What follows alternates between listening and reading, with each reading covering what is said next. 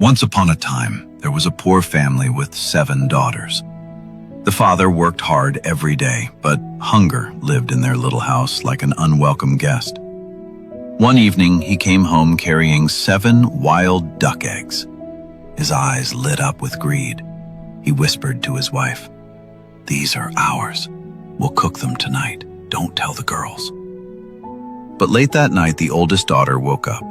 She smelled something wonderful. "Mama, what are you cooking?" The mother hesitated. "Wild duck eggs.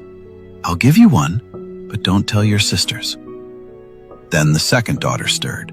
Same question, same secret promise. One by one, every daughter woke up. Every daughter got her egg.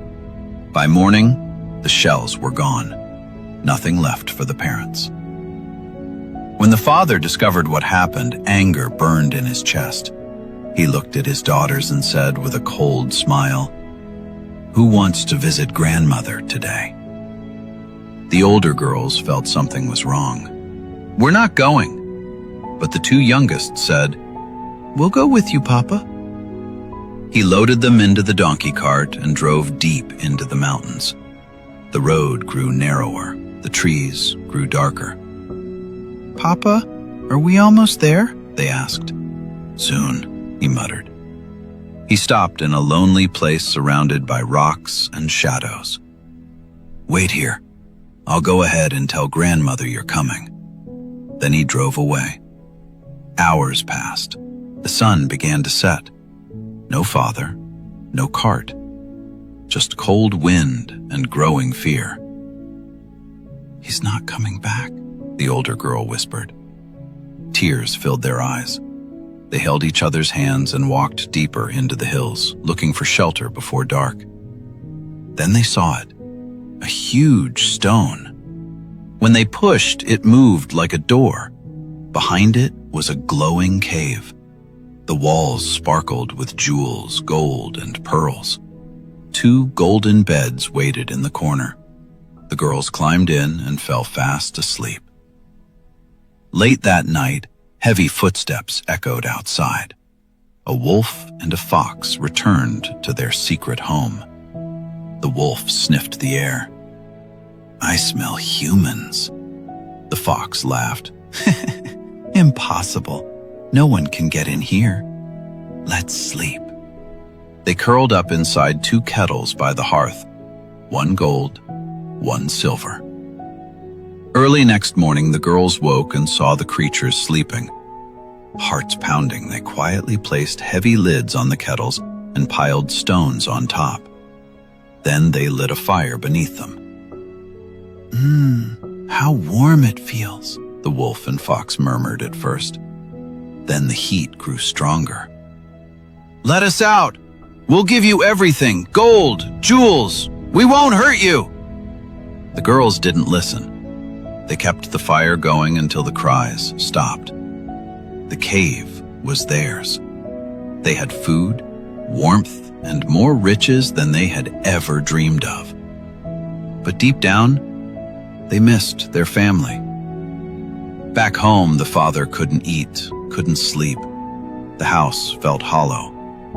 "What have I done?" he whispered. He climbed the mountains, calling their names until his voice gave out. One afternoon, broken and exhausted, he sat on the big stone to rest. He tapped his pipe against it to empty the ashes. Inside, the girls heard the knocking. "Who's at our door?" The father froze. "That sounds like my daughters." The girls whispered, "That sounds like our father." They pushed the stone aside. When their eyes met, tears fell without warning. The father dropped to his knees and held them, crying harder than he ever had in his life. "I'm so sorry," he said, his voice breaking.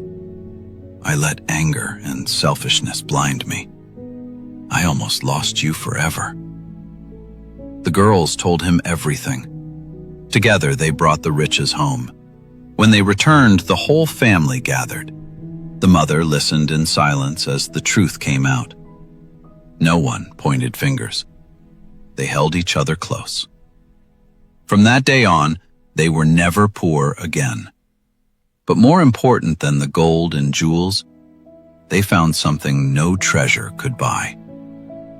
Here is what nobody tells you. The people who hurt you most were never monsters. They were just people who made one small, selfish choice, and then another, until the damage became too heavy to undo. And the most painful part? You probably still opened the door when they knocked. Not because they deserved it, because you chose who you wanted to be. That is not weakness. That is the hardest kind of strength there is. But here is the question nobody wants to answer. Are you the one still knocking on a door you closed yourself? Or are the ones still waiting behind a stone, hoping someone comes back? One word in the comments. Share this with someone who needs it today.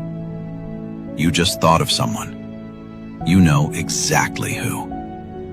Drop their first initial, just one letter, nothing else. Subscribe, because the next story will find the part of you this one could not reach.